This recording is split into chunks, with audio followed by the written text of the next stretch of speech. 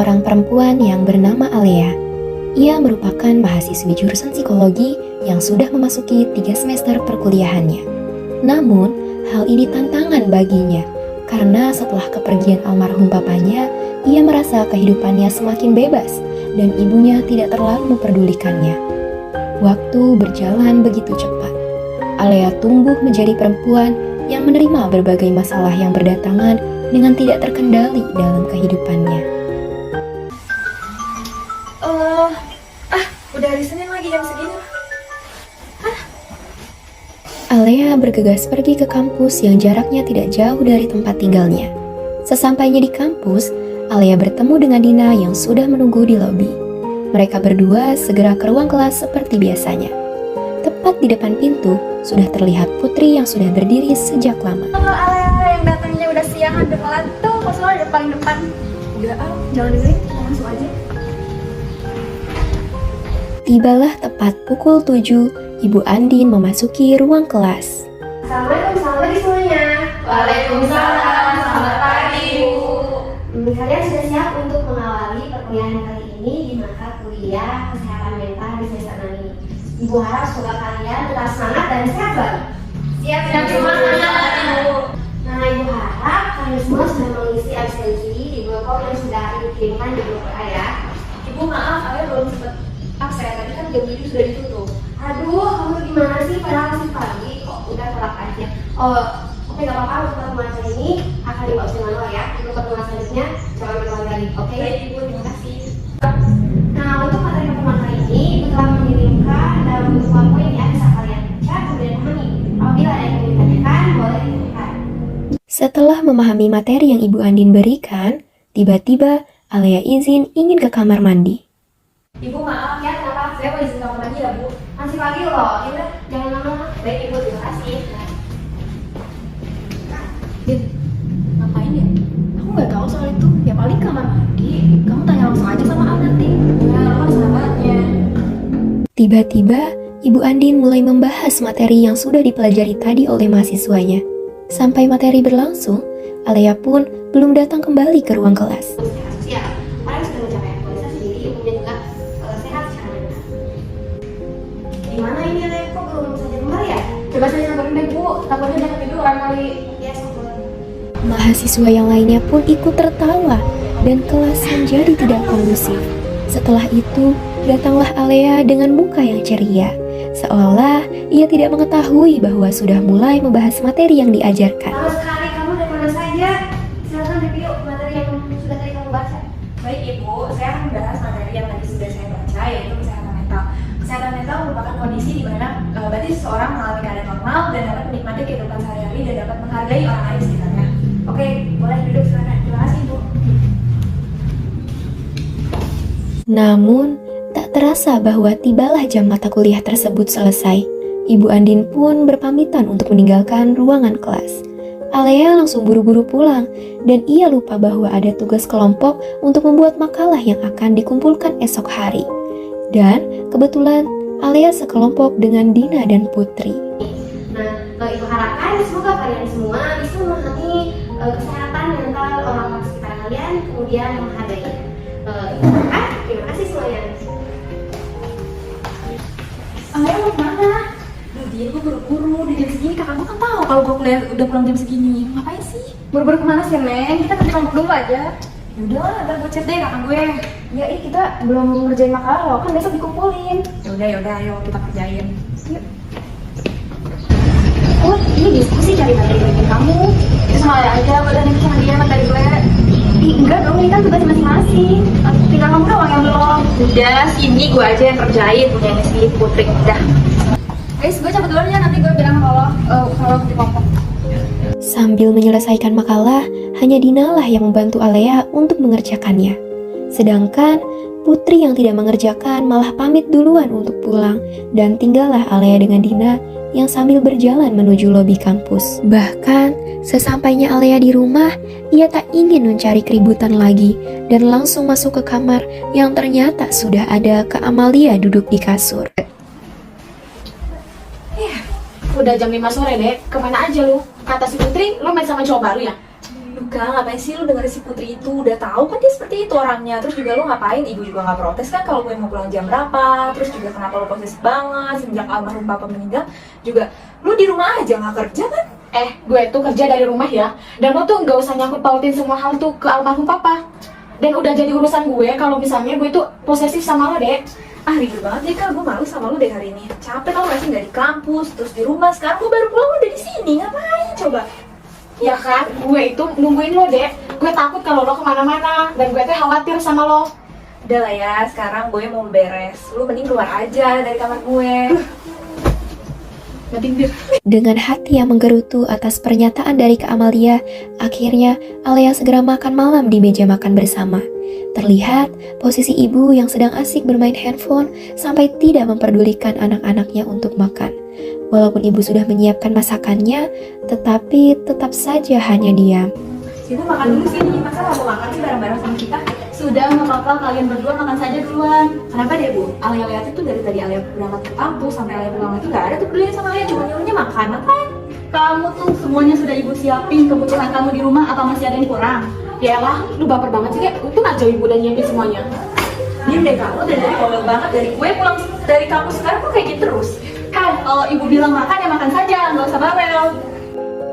Alia pergi meninggalkan meja makan dan terlihat bahwa hari ini terasa tidak seperti apa yang diharapkannya. Orang rumah maupun teman-temannya menyebalkan dan tidak mengerti apa yang dirasakannya. Esok hari ia berniat ingin pergi ke psikiater di klinik terdekat dari rumahnya sebelum perkuliahan berlangsung.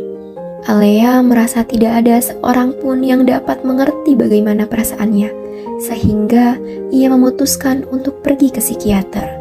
Setelah sampai, Alia mengambil nomor antrian dan duduk di ruang tunggu. Ternyata ia bertemu dengan Tari.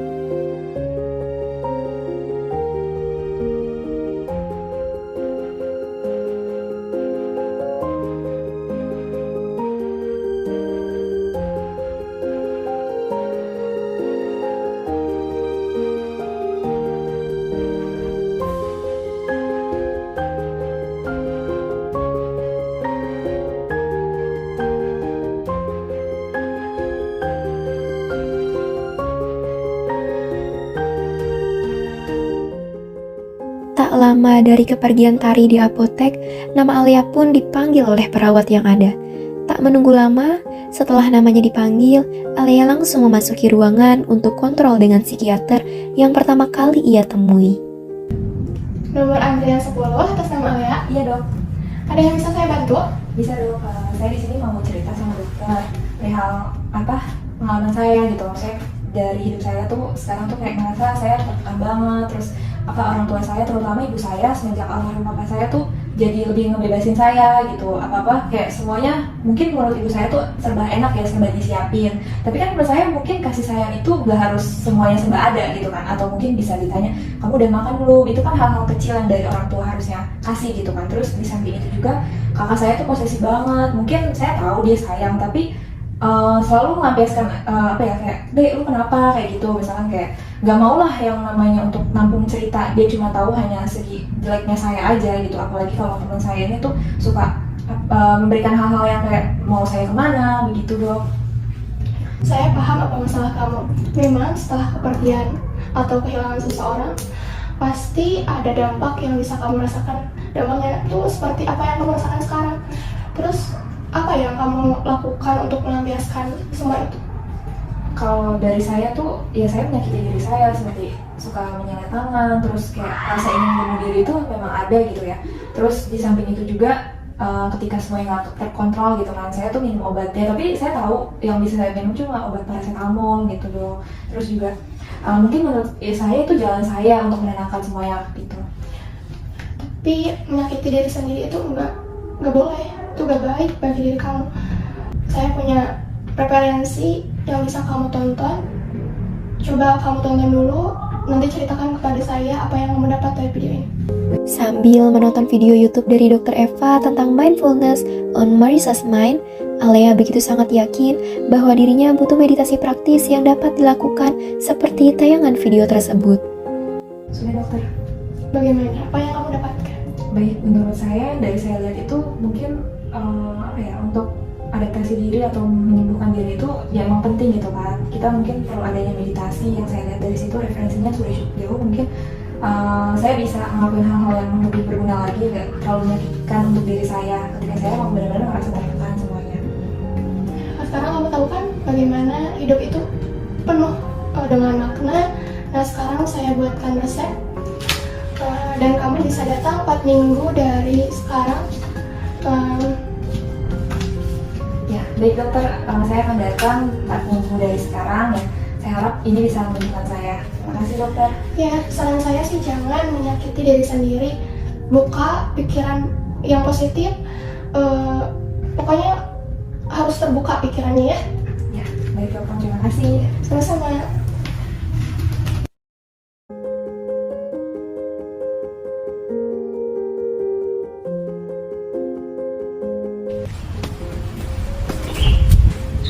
Abi oke? Aku baik-baik aja. Kenapa? Kalau kamu butuh apa-apa atau butuh sesuatu, jangan pernah suka sama aku. Terima kasih. Ya Bu.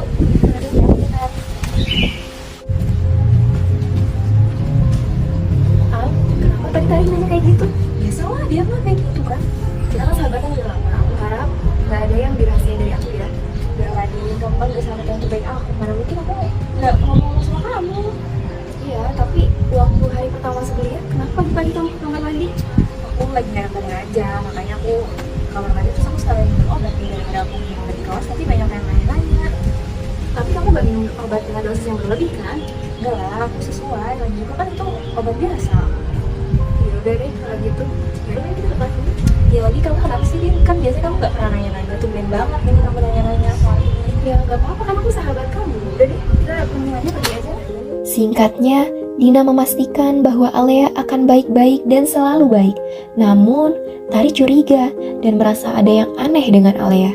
Kenapa dia nggak cerita sama sahabatnya kalau kemarin dia pergi ke psikiater? Sebenarnya ada apa?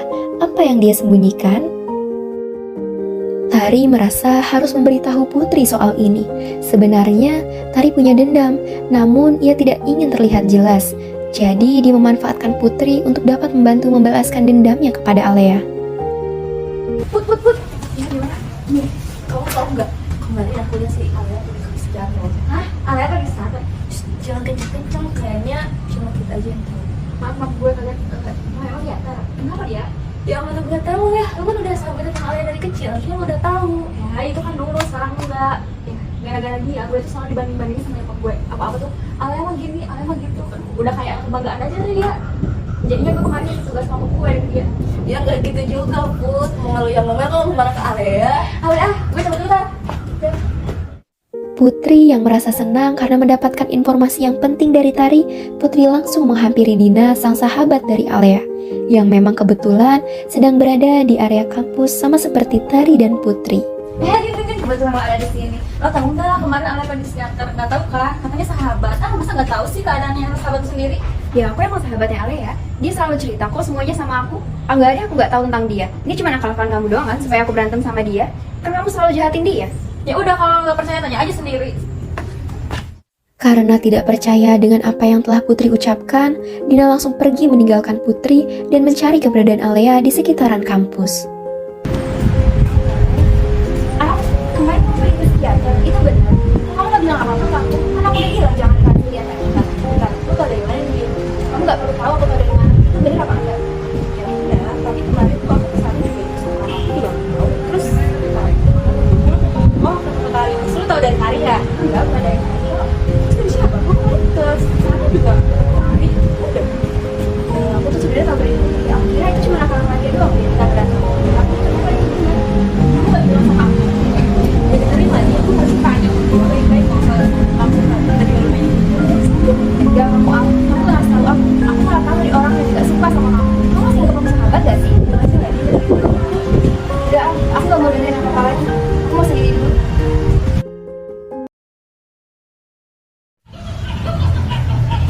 Put, bayarin mama obat nih di apotek. Aduh, Mang, lu nggak bisa gini ya. Mang, udah lah, mama aja sendiri. Sementara itu, di sisi lain, Alea juga sedang pergi ke apotik untuk mengambil resep obat yang akan ditembus olehnya. Tak disangka, Ibu Halimah datang ke apotik untuk membeli obat. Alea, Ibu. Lagi ngapain? Biasanya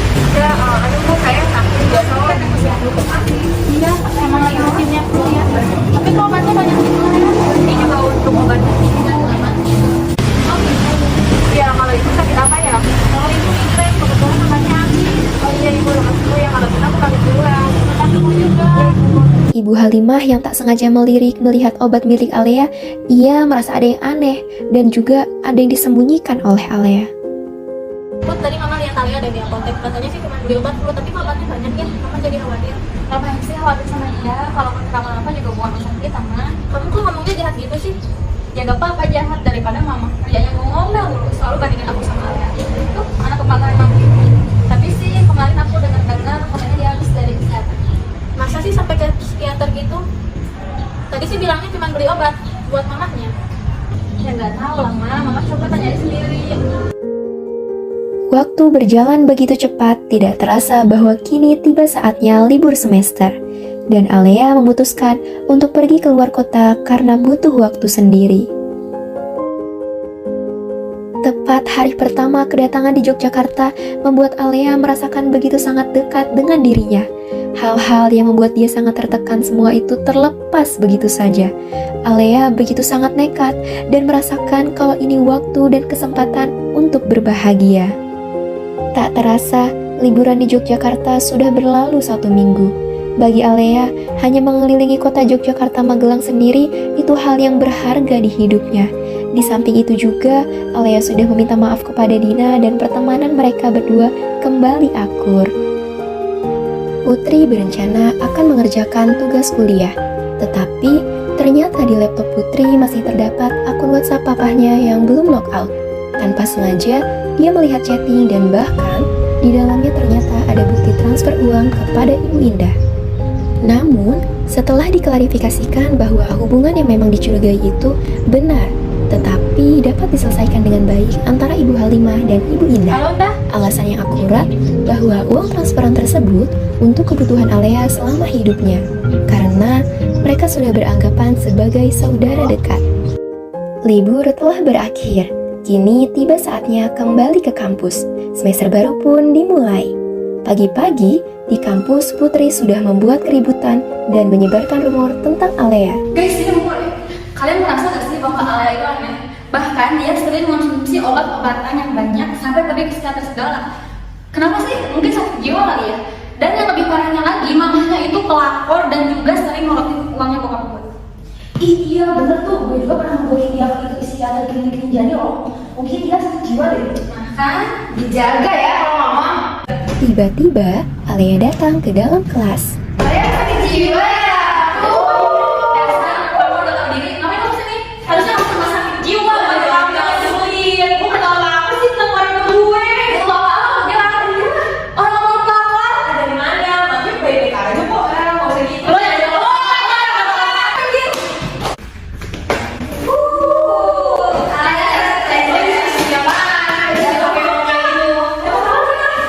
Dari mana sih kita Semarang? Lalu dia sendiri lah, dia mana sih dia kayak gitu? Kita aja, sendiri.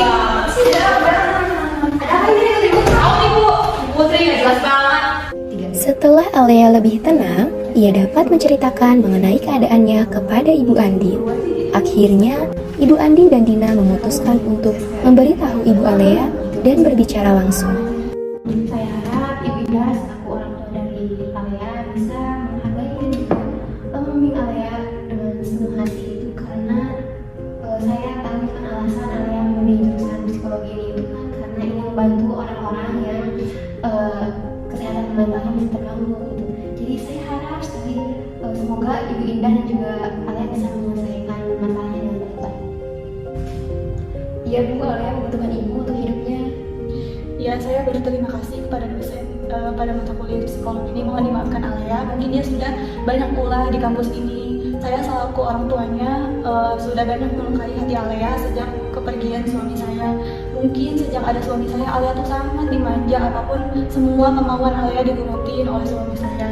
Mungkin sekarang saya akan menggantikan semua rasa kasih sayang itu selama kepergian suami saya saat ini.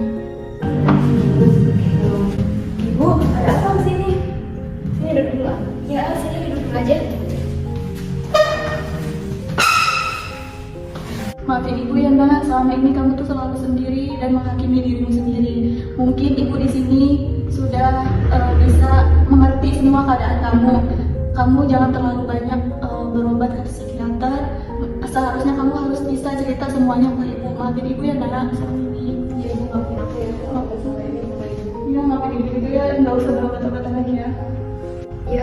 sehat kok. Kamu udah punya kami yang lengkap bahkan.